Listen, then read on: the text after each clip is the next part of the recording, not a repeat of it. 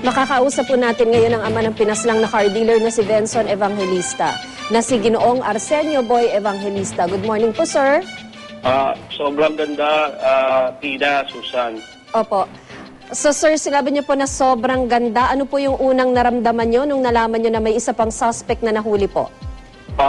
Unang-una, gusto ko lang magpasalamat sa lahat ng staff ng investigador, kay Marisol Abduraman, saka sa NBI raid, Jerome Hernandez, no?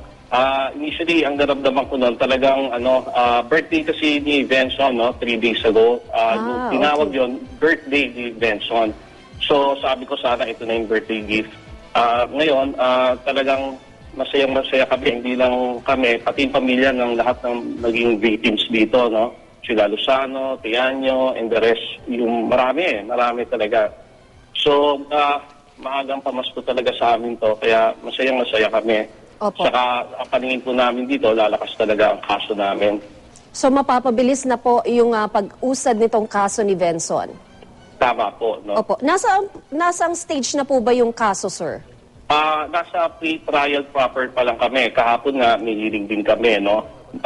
Just to update you, sa January, baka magkakaroon na kami ng marathon hearing, no? Like 3 times a month. So, yun, magandang development po yun.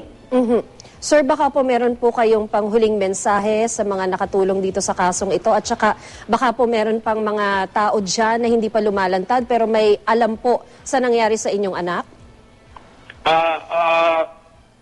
Ang may direct participation po sa anak ko is ito, no? 5 ang nakakulong ngayon, all accounted for. Yung 5, yung 2 is patay na, no? Yung state witness namin, si Alfred Bading Minchola, saka isang Napoleon Salamat.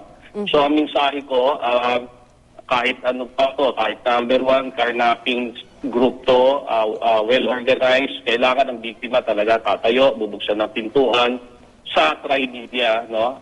Para honestly, talaga ang tri-media, pinaghugutan ko ng lakas na loob dito para manindigan at tumayo, harapin itong pagsubok sa amin. So, maraming salamat sa nananawagan din ako sa mga naging victims na medyo natatakot.